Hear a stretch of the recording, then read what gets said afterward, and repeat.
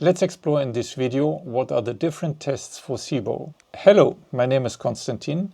I have been a long-time SIBO and mold illness sufferer and had to heavily self-educate since 2020 to know what SIBO and mold illness are, how to test and how to heal from it. Because these complex chronic illnesses are still widely unknown, even by many doctors. This video is not medical advice, but only information you should discuss with your doctor. Now, back to the different SIBO tests. The best way to test for SIBO would probably be to do a small bowel aspirate. But this is an invasive procedure. You have to do an endoscopy through the throat and upper digestive tract to take the aspirate in the small bowel. Most oftentimes, SIBO is tested with a breath test. For that, you have to do a preparation diet and in the beginning of the test, swallow lactulose on an empty stomach. While the lactulose is passing through your digestive system and the small bowel, you will take breath samples every 20 to 30 minutes or so, which show if the lactulose has been fermented by unwanted SIBO bacteria in the small bowel. If the rise in fermentation gases, hydrogen, methane and hydrogen sulfide, happen within the first samples, it is assumed that the SIBO sits rather in the upper part of the small bowel, which is probably worse than if the rise in the fermentation gases happens in the lower part of the small intestine, meaning the gas rise shows up in later samples. Once the lactulose passes into the large intestine, the rise in fermentation gases is normal and expected. As you can see, the test results come as a graphic. Normally, these test results and the graphic are interpreted by a doctor or specialist of the laboratory that does the test. You can also find videos on YouTube that go into SIBO test interpretation, but it is a complex and huge topic, so I would rather rely on the interpretation by the laboratory, which is usually included in the test results.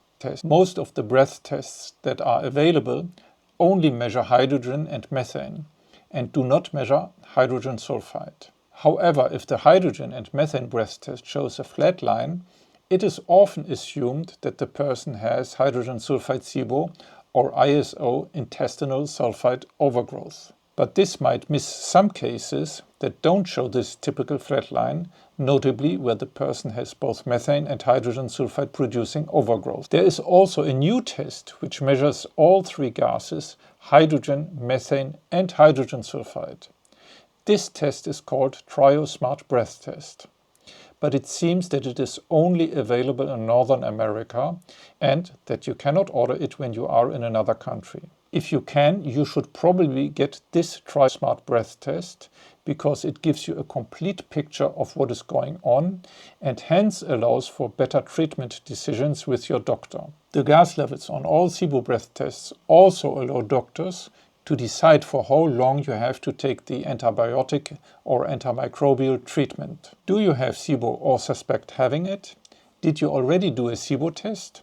Let us know in the comment section, where you can also ask questions, propose new topics and find some useful links. There is also the Food Marble 2, a small electronic device that connects to your smartphone and which can measure hydrogen and methane levels in your breath. Its intended use is to track if gas levels rise after eating certain foods, allowing people with IBS and SIBO to avoid foods that worsen their problems. This is helpful because those trigger foods might be individually different from sufferer to sufferer. Some people use it also to replace SIBO breath tests, even if the manufacturer clearly says that this is not the intended use and it might hence be questionable if the results are reliable and if you and your doctor should base medical decisions on that. I personally have done several SIBO breath tests and also own the Food Marble 2, which is nice and handy,